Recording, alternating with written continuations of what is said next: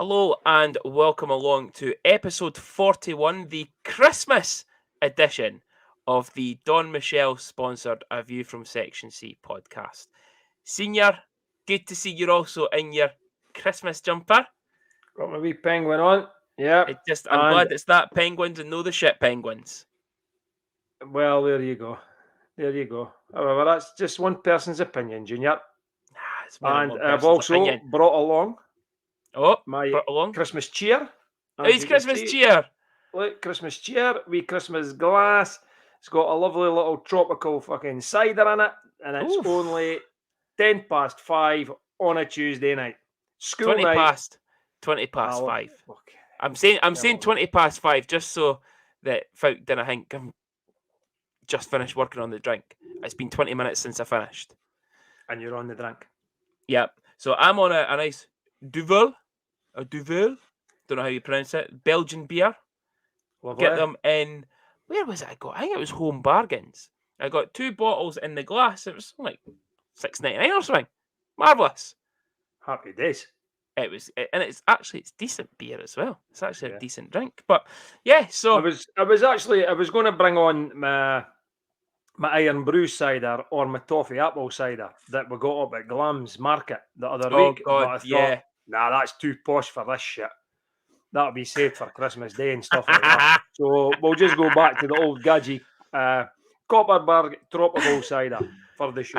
I take it Mum's driving on Christmas Day then. Junior, you care what I'm like, right? I'll be full of bravado just now when it comes to Christmas Day. It'll be my car that'll rock up in your drive. You know that. Probably. But yeah, how's your week been anyway, Senior, since the last show? It's been all right. It's been okay. Winding down now in the work for Christmas coming up. So the banter's getting better and better now as the week goes on.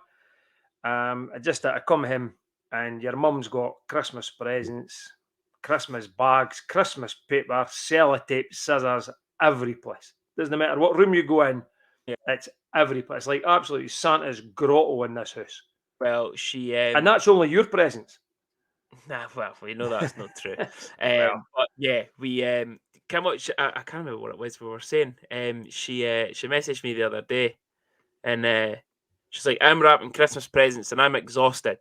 I was like, "I'm exhausted just thinking about doing mine." Yeah, I don't do mine to Christmas Eve. I'm the same. Christmas Eve is when I'll get mine done. Christmas Eve, and I put on 2 things when I'm doing it. The first thing, Mr. Bean's Christmas special. Gotta love Mr. Bean's Christmas special. Okay. And the second one after it is Father Ted's Christmas special. That one I'll give you. God, you gotta watch both of them. Both of them. No. But yeah, so we had Luciano the other day, and we got up early in the morning and we watched Matilda, Home Alone, and A Miracle on 34th Street. Love it. That's it. So only 3 things that I'll watch. Well, we're doing our Christmas film advent calendar list. So we watch a film every day from the 1st to the 24th. So tonight is the best Christmas film of all time. Okay. I'm Die Hard. I was going to come up with Die Hard considering it's Die Hard. Die Hard tonight. Die Hard 2 tomorrow. The 22nd, Home Alone. 23rd, Home Alone 2. And then Christmas Eve, it can only be one film. Miracle on 34th Street. Elf. Shut up. Have you not even got the Elf? Right, listen, I'm calling you out now, right? Surely you've watched Miracle on 34th Street in your Christmas list. Yeah, it was on the 3rd. You got to remember, it's the 1st to the 24th. There's got to be 24 Christmas films in this period. Yeah, one a day. But it should be closer to Christmas Day. Nah, you've got to put some good classics at the start, and then some stocking fillers in, and then big ones. Nope. Well, there we go. There's a topic for discussion. Folks, when should the Miracle on 34th Street be watched at Christmas time? Christmas Eve. Guarantee you, somebody comes back and says, never, because it's shit. Guaranteed.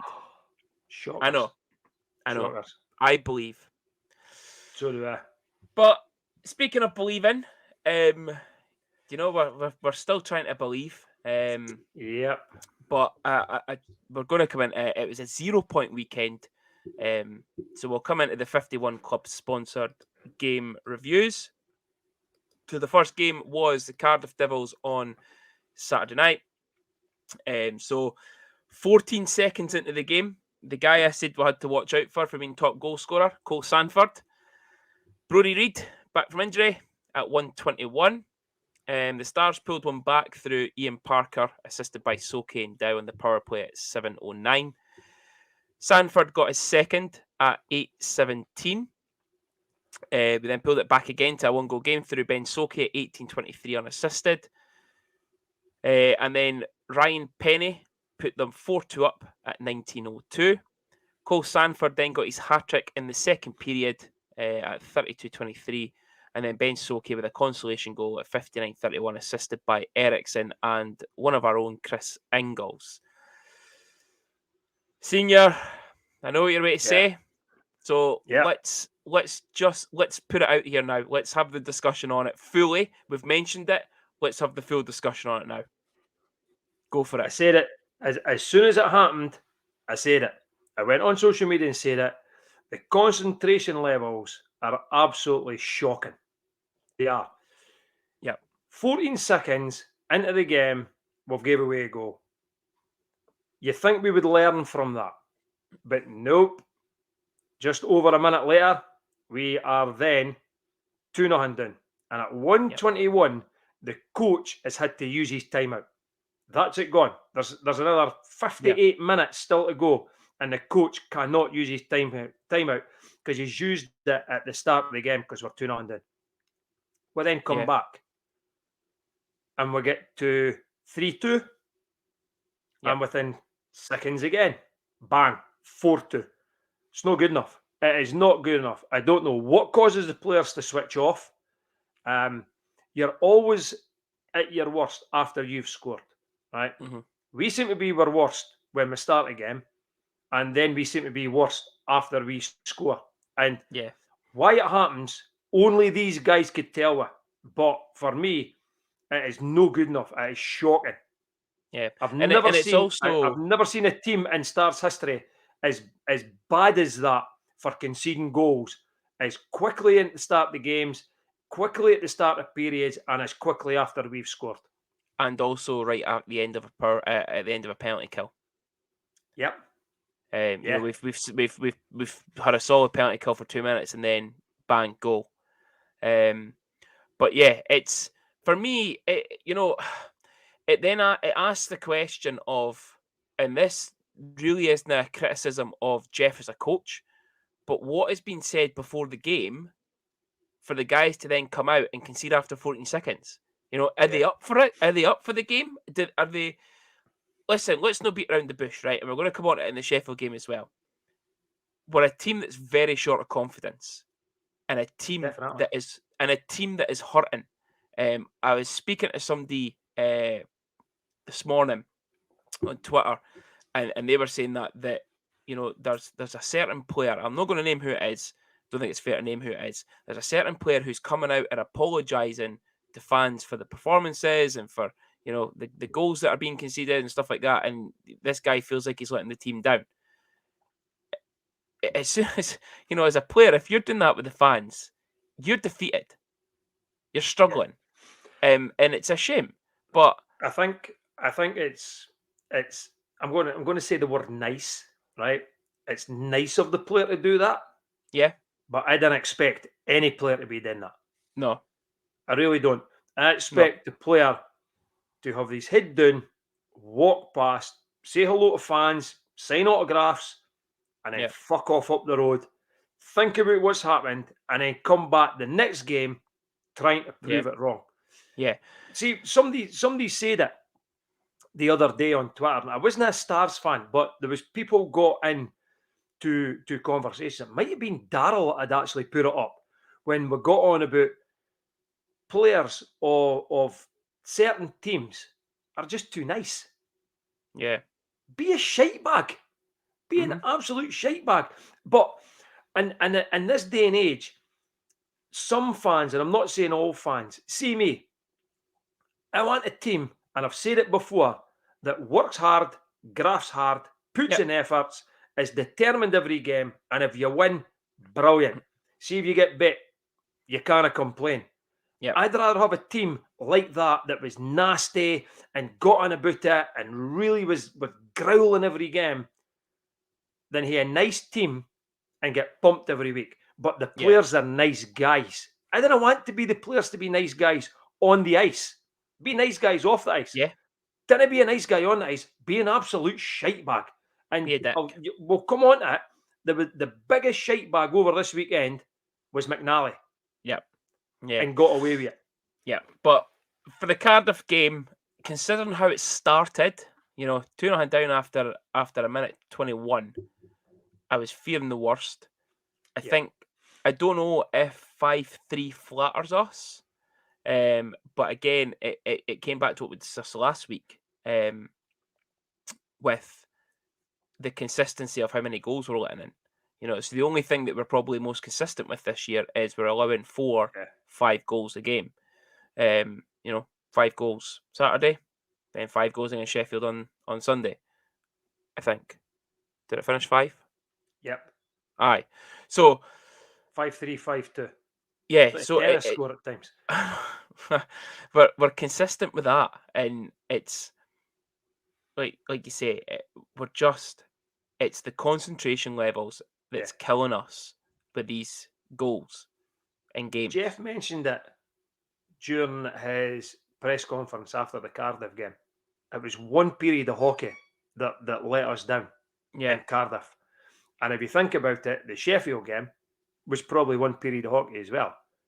So what was it? Sunday was 5-3 Saturday, 5-2 Sunday.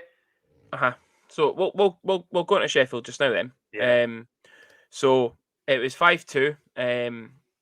Again, 2 guys I said on last week's podcast to look out for. Brett Neumann was assisted by Ciampini at 8:21. Martin Lutal at 21:21. Then Danny Cristo at 29:07. A power play goal by Martin Lutal at 35:33. Strange enough, a quick fire goal from us, from Ben Soke, assisted by Bariga and Dow on the power play at 37:07. Then got another one back through Elijah Bariga, again on the power play, assisted by Semyonovs and Dow. That Semyonovs assists just been added to that because it did have saying he was 0 for 0 on the night. At 45:33, and then Danny Cristo at 56:49, giving them a 5-2 victory. And again, you look at the third period times there, 21, 29, 35. Yeah. It was just a collapse. It's quick fire, eh? Yeah. It is just far too quick fire. But if you look at the period breakdowns, 1-0, we're still in the game. Then it's 3-1, we're out the game. And then the third period finishes 1-0. It's one period of hockey.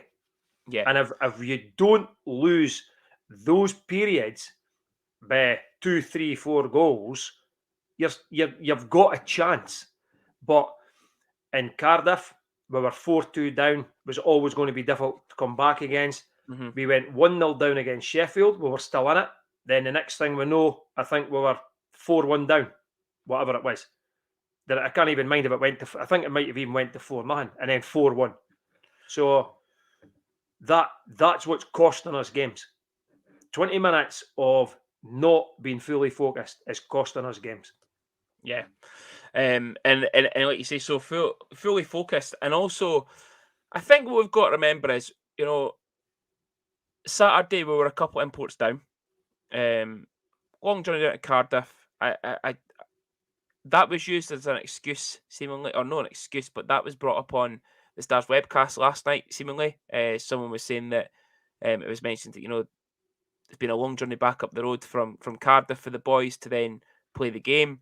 Listen, it's part and parcel of the league. Every team needs to do it. We can never, I don't feel that we can use that as an excuse. But 3 imports down we were.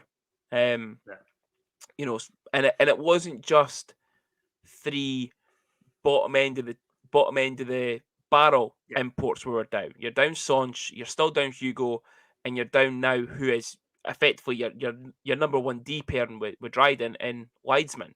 Yeah. Three big, I say big guys. Soncha's No, a bit I know what short, you're but saying. three big players for us. Three big players for us. That are You're out. right. Leisman is looked upon as the number one pairing now with Drydn. Yes. And Sonch is probably at this point, in my opinion, the player of the season for us so far. And he has a big impact on our game. And to lose him for those 2 games would have been really, really difficult. Yeah. What come out of that for me, though, is then looking at the lines and how they lined up while we trying to replace Sonch on that top line and how they worked it. Yeah. And I think put it on, I can't mind, whatever it was, Facebook or Twitter, I can't mind. But I'm no a coach, right? Far from it. I like to think I'm a coach when I'm sitting in the stands, but I'm not. However, this is no disrespect to Craig Garrigan whatsoever, right? Craig Garrigan's game this season has went up another level. Yep. For the role that he is very good at. Yeah. And Craig is very good about dump the puck in, getting after it, and forecheck. Yeah. And that's what Craig does, and that's what Craig does really, really well. And his defensive side of the game, he works really hard at that. Yeah. You cannot expect Craig Garrigan to go on that line and become Philippe Sonch. You can't. Yeah. Yeah. You just can't expect that. Yeah, I think for me, again, like you say about Craig, I think splitting Craig up from the line he was on ruined that line. Definitely. And I think Bariga and Semyonovs looked lost on Sunday without Sonchi being there. And I think that for Bariga to be involved in the game, I think he needed to be alongside somebody like a Soke, Eriksson types of players who are your skillful, going to the net, goal scoring. You look at Semyonov's kind of stats this year. A lot of his stats are assists. I don't think there's that many goals. I think there's maybe 8 goals or something, 6 goals. There's no many. The guy is a playmaker. You know what? He reminds me positions of Billy for other Bagron. players. Yes, Billy Bagron, that type of player of, trying to find the Mike Worrell and Sammy Ryan and breaking through the centre of the ice, get the puck to them, let them do their stuff. That's what Semyonovs reminds me of. He's not got as big an arse as Billy Bagron, mind you. Nobody was winning that puck off of Billy Bagron's arse. No, but nobody. Yeah, I think the line for Bariga to be effective in the game had to be on with somebody like your Sokes and Eriksson, and have someone like Romance. Semyonovs looked. Semyonovs looked lost. I didn't even realize he was on the ice at times on Sunday because he didn't generate much. Okay, he's got the assist now that I've noticed that wasn't on the Elite League's score sheets or the team sheet on yesterday. But when I've done the screenshots tonight, he was on it as an assist. But yeah, again, he's been one of our most consistent players. The guy Scott from GKD Shepherds had said that to me on Twitter. He's been one of our most consistent players. Yeah, he has. But Sunday was his worst game because Sonchi wasn't playing. Yeah, the whole team looked imbalanced. Yeah, to be honest with you, for me, I thought what they should have done was they should have put Bariga with Soke and Eriksson, and potentially put Soke or Bariga out on the wing because Soke is a centre as well, same as Bariga. But they probably could have done that. Or, failing that, I'd have put Mack up. I'd have put Howlett up just for speed and speed alone, because he could carry the puck, he gets in behind the D, and it'll create space for Bariga and Semyonovs. Sonch is the same, except Sonch could really get under your skin. Mack doesn't really get under your skin like what Sonch does, but he's got that ability to get in behind the defence because his skating is fantastic. Yeah. And to me, that should have been the changes. Yeah. And But as I say, think listen, I'm not the coach. I'm not the yeah. coach. The It's like coach you say obviously though about thought that was what was going to win the game, eh? yeah, well, what you said about Craig as well going up, you know, and I've said that I think the lines then became unbalanced with Craig going up because I then thought Parker's game was non-existent because he wasn't with Craig, and you know Craig does the fast skating, get to the corners, and then Parker, no offense to him at all, but then he catches up with the Yeah. speed of the young guys, and then he gets the puck and he controls it quite well behind the goal, in front of the goal, whatever. I do feel that, yeah, I just don't think all three lines were then. It's like he didn't want to split the second line up because that was the only line that had all their players Yeah. available, other than Hugo. But Hugo's been missing for a few weeks now. Yeah. But I think he wanted to keep one line together, and I think it was the wrong decision for us. But I think so. in saying that, it was, you know, 3 imports down with a journey back from Cardiff. We are short of confidence, especially after losing the Challenge Cup game the way we did in penalty Yeah. shots. It's a team that is short of confidence. And then, for me, it has to come down to the coach to get them going again. And Yeah. I really want to like Jeff as a coach. He came across in the pre-season very well. I just don't think it's there now. I don't think he's got the knack to get them going. Um, I I could be wrong. disagree. I do. I must admit, I disagree. I like the guy. I really do. I Right. do like him. Don't get me And wrong. I don't you dislike don't. him. I think what a lot of people are forgetting. This is his first gig as a head coach. He's been an assistant coach. This is his first gig, right? Being the top boy. Pasha was with us for what, 5 seasons, something like that, hmm and we got to the final four in his last season. Before that, we always struggled, always. But one thing I will say though, and you obviously you're my dad. We speak about hockey a lot, so you know my views on Omar Pasha, right? Yeah. But one thing Pasha did though was he got the crowds in.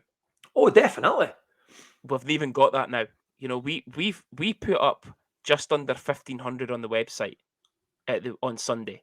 It looked a You'd be lot less lucky. than that You'd to be me. lucky if there was 1,000 there. It was empty.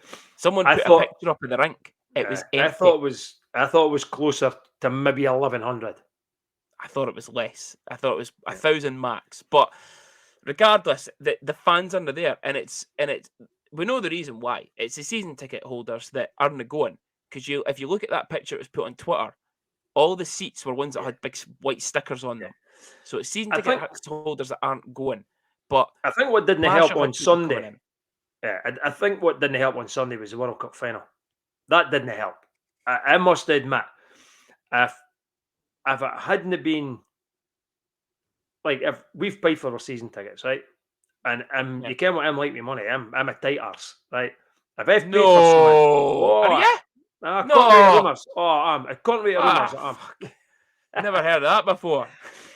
The I've paid for my game, so I'll go at the game. Yeah, But I was really, really swithering of having the chance of going to the game or watching, and it worked out this way, watching the greatest football player ever to live lifting the World Cup. I wonder. And I it, wonder and if it had Arlene's been, seen the game yet. oh, did I mention that? Did I Steph, mention that? if Arlene doesn't catch the episode this week, then I tell her I just said that again. Okay. Oh, God, that's it.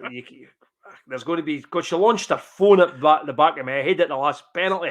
Did she? She was sitting throwing paper aeroplanes or 50-50 tickets to me the rest of the night. I wonder The best what it bit is was. she won and I cashed it in.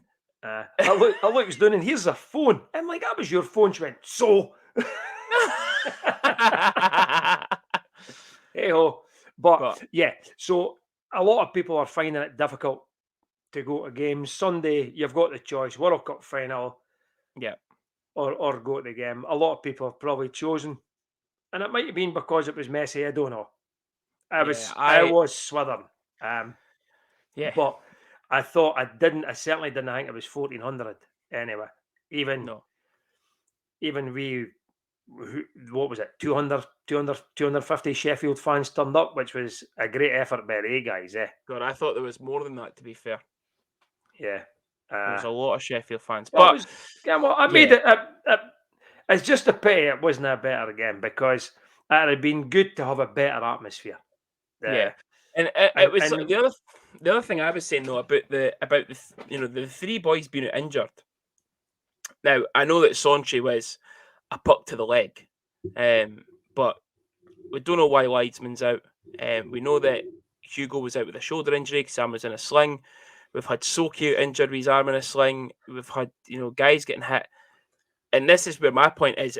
I'm now starting to feel, and we said it on Sunday, that teams are taking liberties against us because they know we will not stand up for ourselves. We're not reacting. Now, Carter Folk, okay, give him his due. McNally, the Moon Howler, the prick, he made a hit. I can't remember who it was on. It was a big hit. And the puck then came up at the board at his bench, and Folk then nailed him. Great hit. And then he offered them, and McNally laughed and skated away and just went on the bench. And then there's a wee bit of a coming together in front of our goal. McNally woos in his face. Folk offers him again, and he skates away laughing. Drop the fucking gloves. Yeah. Just drop the gloves. McNally will drop them. McNally's not going to stand there and turtle. He's not that type of player, right? No. He's an arsehole, but he's not that type of player. He will fight if someone drops the gloves with him. Yeah. I think that we need to start sticking up for ourselves. Yeah. I know Jeff said in pre-season that it's not about fighting. It isn't, right? No. He goes on about team toughness.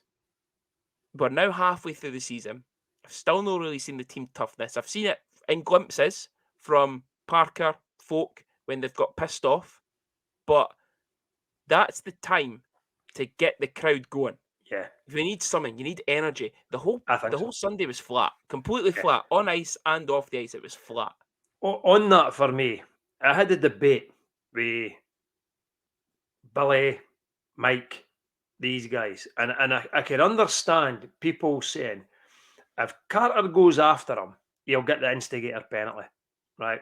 Take it. And for me, I would take it when players are taking liberties against our team, then I would take the instigator. Didn't go and just be an instigator for the sake of it, right? And create daft penalties. Now, I know that sometimes Kyle used to take daft penalties, but when he understood the league, then he knew when to do it and when not to do it. And he understood the officials. For me on Sunday, we allowed McNally to play his game, the same as what Richie done at the Nottingham game. Chris Lawrence done it in the Fife game, and we did nothing about it. Yeah. And teams will continue to do it. And that's when players get hurt. And what is it going to take for somebody to go and do it? Yeah. And you know what? Listen, Carter Folk, he's not a massive enforcer, right? But I'll tell you, he'll get a lot of credit from the fans, even if he gets his tatties. At least, you know what? He's went and done something to my player. I'm going after him. And at least if I get the first couple of punches in, then fine. If I get dude, I get dude. Yeah. No, definitely. And for me, we need to start doing something because not teams, players, certain players are taking liberties against us. Yeah. And what's happening? Hugo, injured against Clan, done nothing about it. Soki, injured against Clan, done nothing about it. Go and do something about it. Or players will continue to get hurt. Whether or not, I think Soki's one. I think someone said that it was a fine hit. He just got pushed into the boards, and it's his collarbone's snapped. But still, if you see your player going off injured, like you look at, so we'll bring it up, right? The Ryan Reeves hit on the boy for Detroit, Horonka, whatever his name is, right, or Horonic. For me, I can see both. Bad hit. I can see both sides. I'm really torn on it. He doesn't target his head. He just goes for a big hit. From one angle, it looks fine. From the other angle, his shoulder hits with his head because the boy's dipped down that far. Yeah. But I think someone goes after him for it because it's a big hit, regardless if it's clean. The guy last night for the Vegas Golden Knights, when he threw the guy that fucking flipped forward. Have you seen that one? I've seen the flip. But again, there's a coming together after it. You know, Yeah. we've got to stick up for ourselves. And I just don't start think engaging players, now. Yeah. The And it Ryan gets fans on your side. Yeah, the Ryan Reeves one for me. I think Reeves had time to pull out or at least back off, right? But he never, and he sparked the boy, right? Yeah. Now, this is Ryan Reeves, supposedly the toughest guy in the NHL. There's no penalty on the and play. somebody still goes after him. And the boy, is it Ben Chariot? Yeah.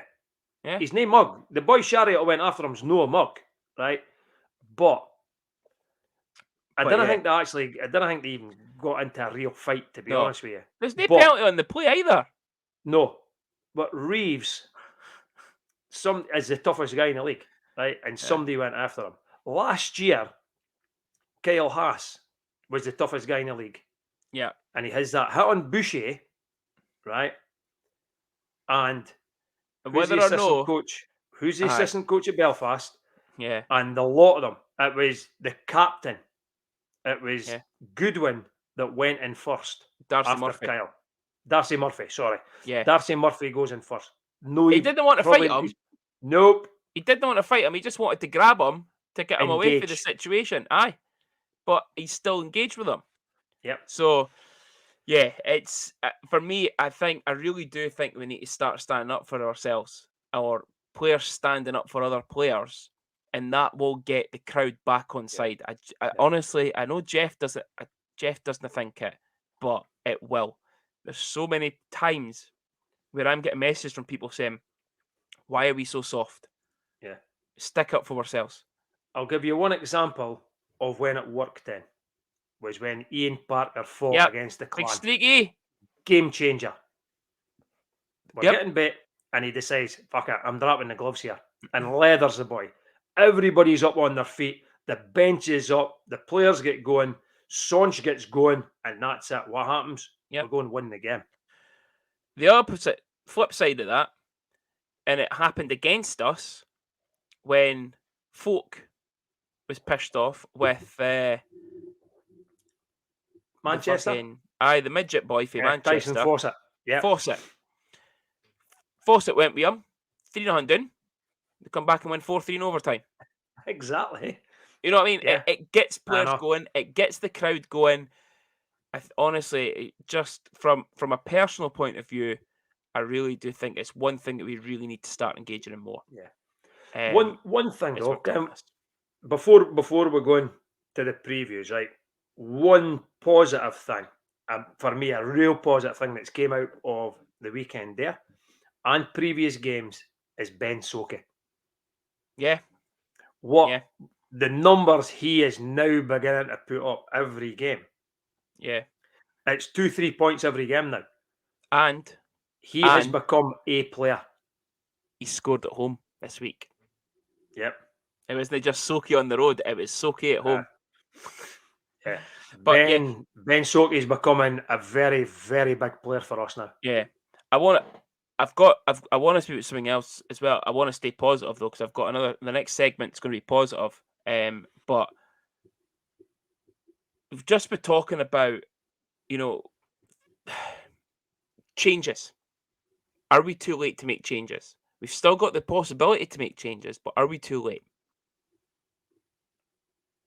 Right. One word answer. Yes. Yes.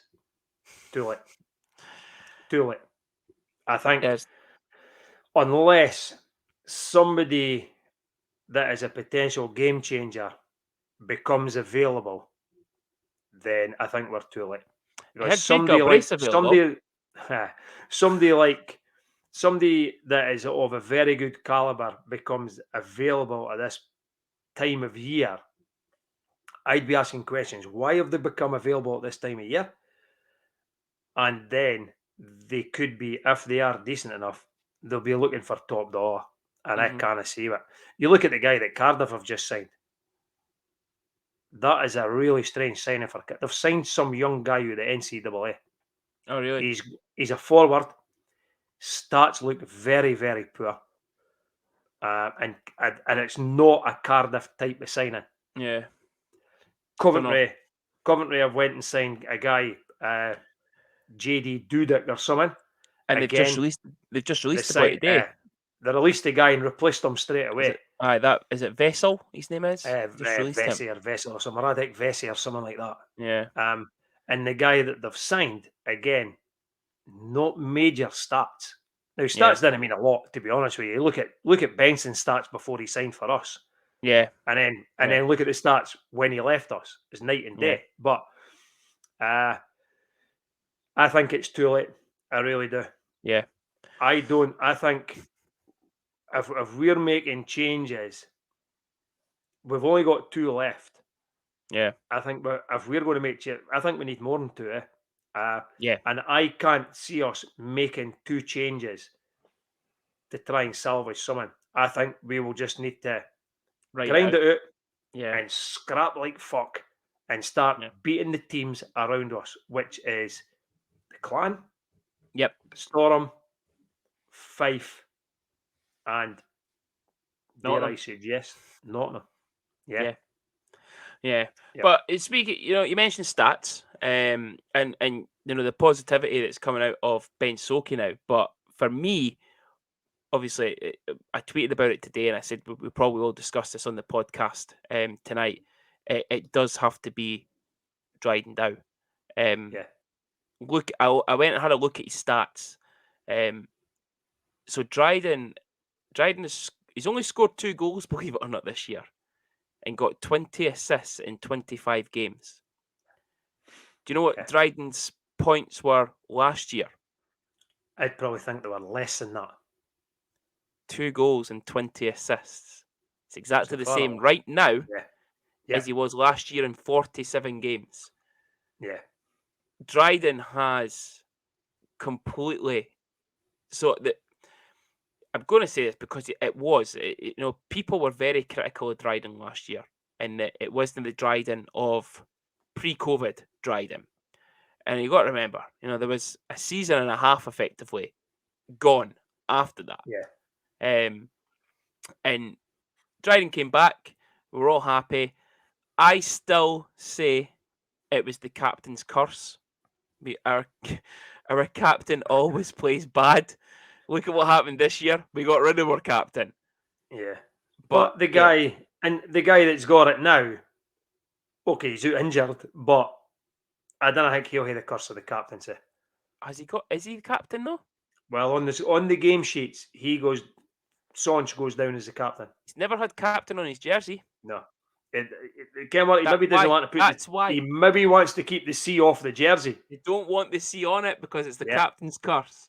But Drydn, 2 goals and 20 assists in 25 games. He has the 3rd most shots on goal in the team at 66. There's only Semyonov's above him at 85 and Bariga at 82. But that also is a little bit concerning for me. Sonchi, I think, is on 64 shots on goal. But it's concerning for me that our D-man is outshooting a lot more of our forwards. I think it's a false start. I do, right? Yeah. And the reason why I think it's a false start is if you think about the minutes that Drydn logs compared to, say, Ian Parker, Craig Garrigan, Mark Howlett, Hugo Reinhardt, all these guys, right? Drydn's got more ice time to get more shots in. Also, Drydn plays the power play. And if they could get it to the blue line or down at the curling circles at the face-off point, Drydn will hit the puck. I get that argument.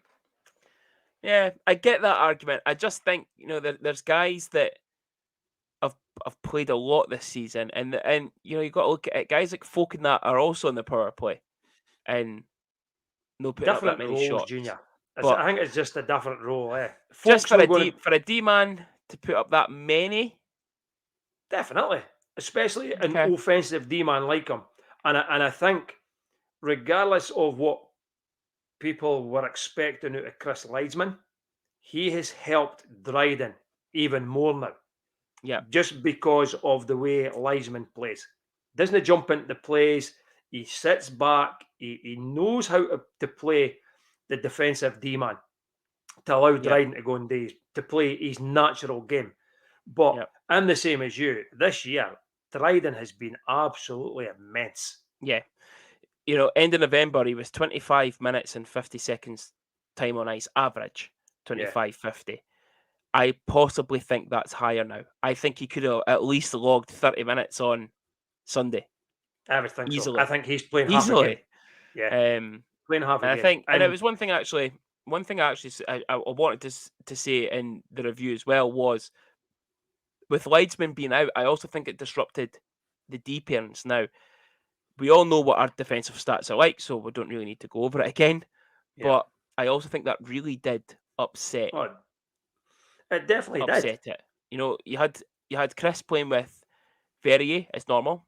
Then you had Chris on with Colin Joe. You had Chris on with Naslund. Yeah, you had Chris back on with Drydn, back on with Naslund, and it was like, Jesus Christ. And then there was times where, and for me, this is where it really upsets the apple cart.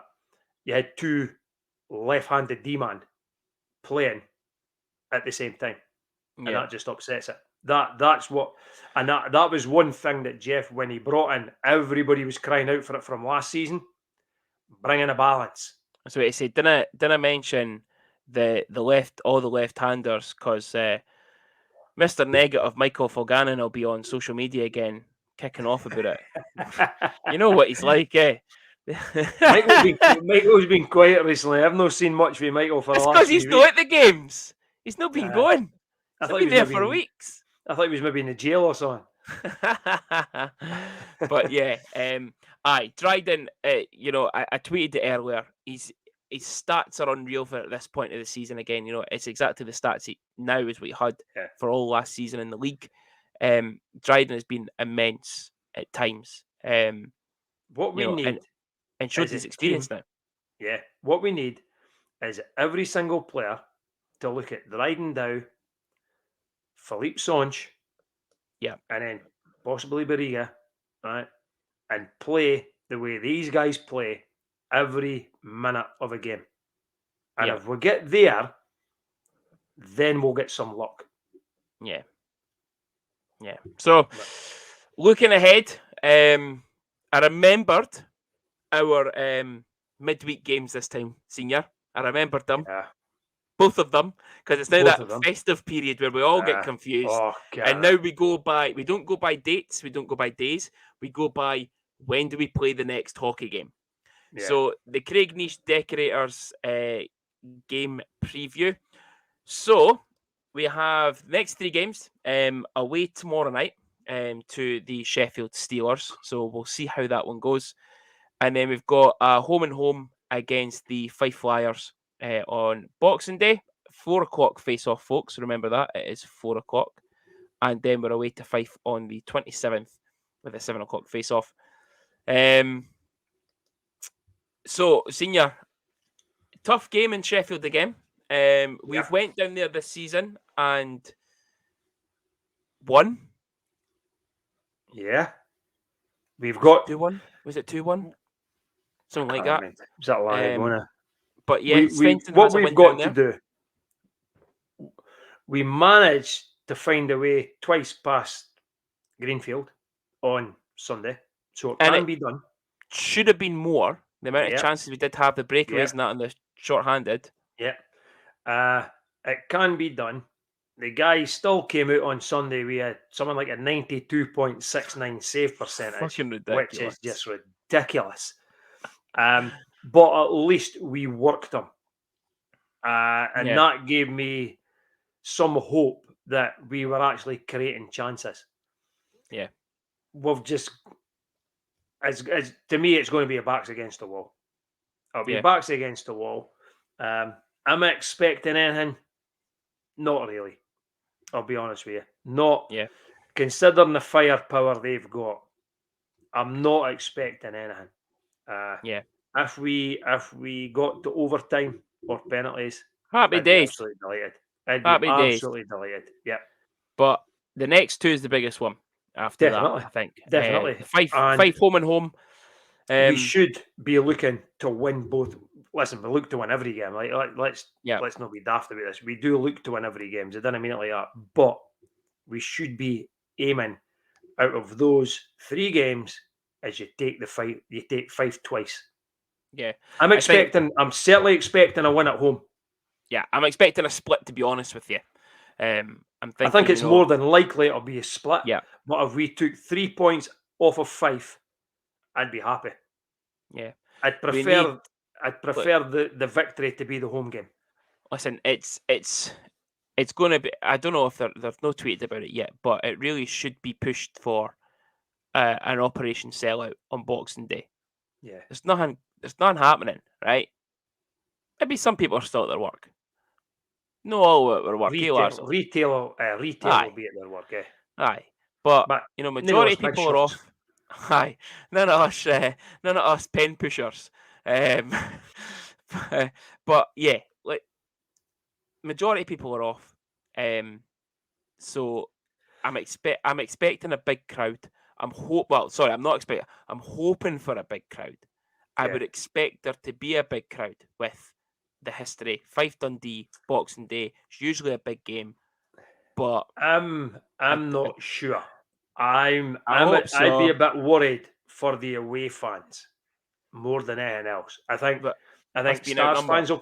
Stars fans could turn out in big numbers, but when Fifer sorted down to I think it was 837 Nah, they'll for the travel last home Boxing game. Day. I They'll hope travel they do. Boxing Day I really hope they do. because Uh, they'll I, have just got their gyro paid to them, so they'll be there on Boxing Day. uh, I hope they do because It's it makes it a good spectacle. If you've got a good travelling support for Fife and a big home crowd, yeah. uh, but I'm expecting a win. Yep. Yep. I think we'll split And it. as I say, I don't care if it's 1-0, but I'd rather it was about 5 or 6-0.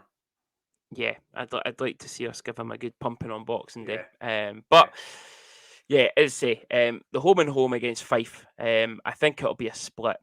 I'm optimistic. We always say that on here. We're optimistic. We try and be optimistic as possible. Although we come down to the reality of what's happening, I try and be yeah. optimistic for the team as much as I can. See, And I think come on, I think it'll be a split. I'm like that in the work, right? And see for Oh me, God, here we go. Here's an that's analogy no. about his work. Here we go. Yeah, there's a difference, right? There's a difference between being negative and realistic, Yeah, right? And because you say you think it's going to be a split, you're not being negative towards the team away from yep, home. You're just being realistic.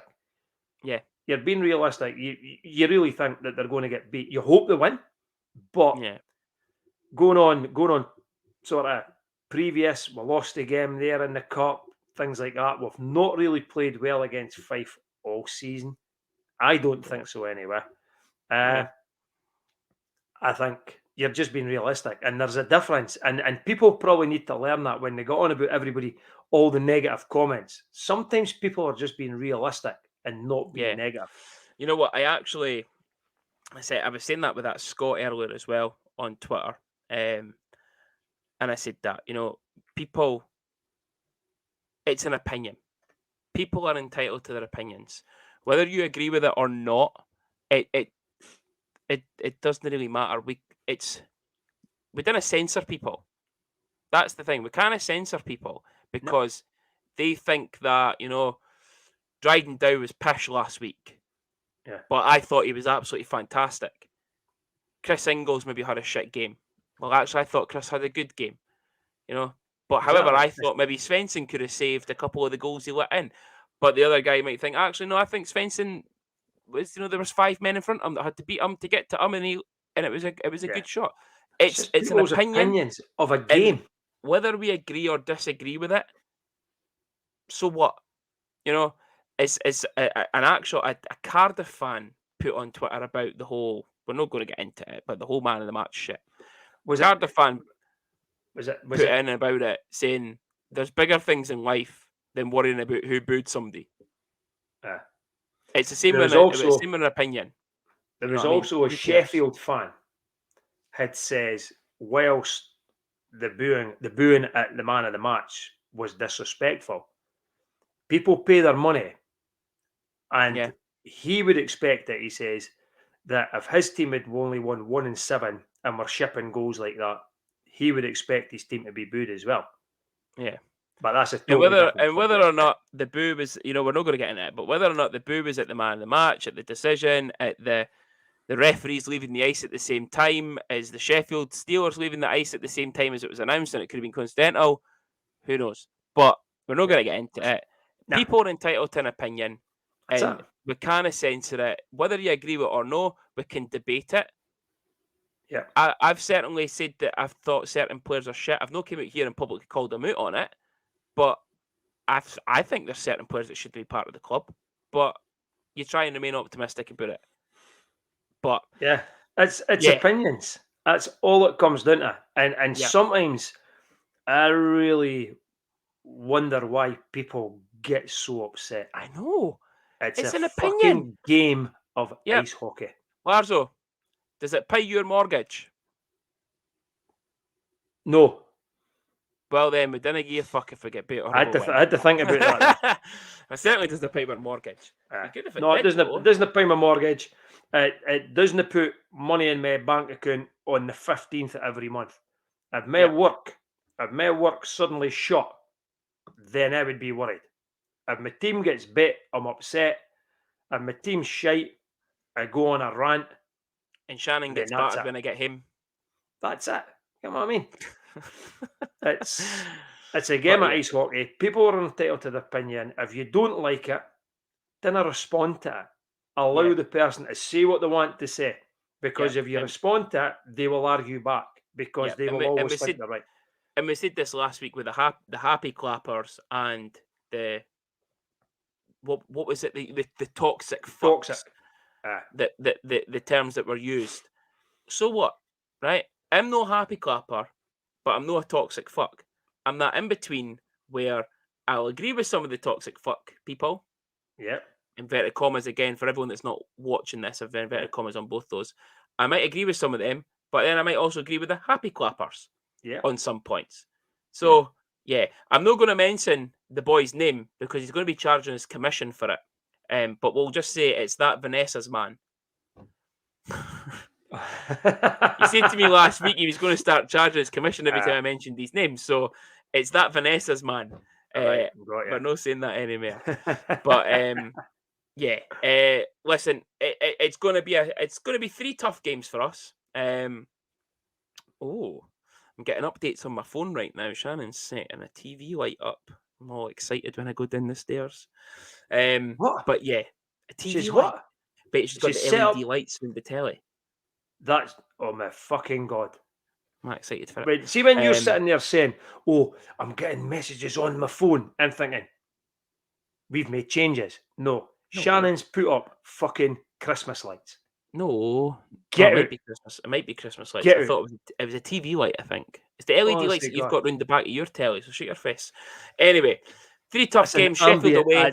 It's an ambient light, by the way. Sheffield away. The Fife home and home. I'm ignoring you now. Fife home and Yeah. home. And before we finish, I would just like to wanting. say, Robert Dowd is still a wee dick. He's still a wee dick. Yeah. I might even tweet that from the actual account this week that he's still a Yeah. wee dick. Although he did wave to her for the penalty box. But did you see And his then wave? gave her the twos up after the game. Did I know, you know? See, it was the finger. it was a middle finger, and he also gave me the rude sign during the warm up. Oh, when as he was well. waving at that. Yes, yes. In he front also of children. Again, exactly. Guy's Shocking got behaviour. absolute no class. But But yeah, did you notice the way he waved? He sort of looked across to see if anybody on the bench was looking, and then his wee hand come and went, "Hi." But yeah, wee 3 dick. games. I'm expecting a minimum of 3. Yeah, Yeah, with the yeah. hope of 4. Mine's is a minimum of 3, and the hope of 6. Oh, for fuck's sake, yeah, okay. But on that note, this is the last podcast episode of this year. Yeah. Well, maybe no. No, we'll do another one before the end of the year, will we? Yes. Yeah, we'll because do we'll do another one. another one next week.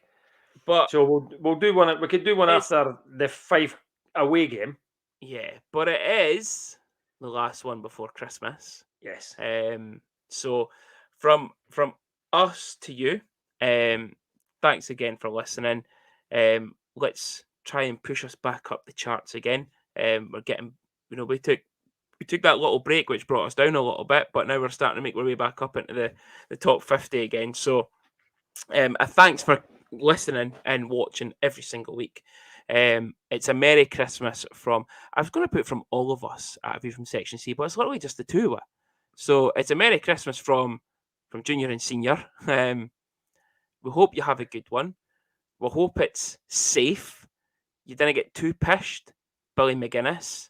I know you've got a bairn, but your language was terrible on Sunday. That was a couple of weeks. That was a couple of weeks worth of not being at games, was it? He was in his seat about 30 seconds, and that was it. But surrounded by security. I know, but we do wish you all a very Merry Christmas when it comes on Sunday. Hopefully, we'll have at least two. Maybe we might even have 2 points by then, depending on how we're going against Sheffield. But hopefully, it's a late Christmas present by beating Fife twice. But have a great Christmas, and we will speak to you. We'll see you all next week at some point. Again, we'll speak to you all See you as all well on next week. Boxing Day at the rink. All right. Have a good one. Merry Christmas.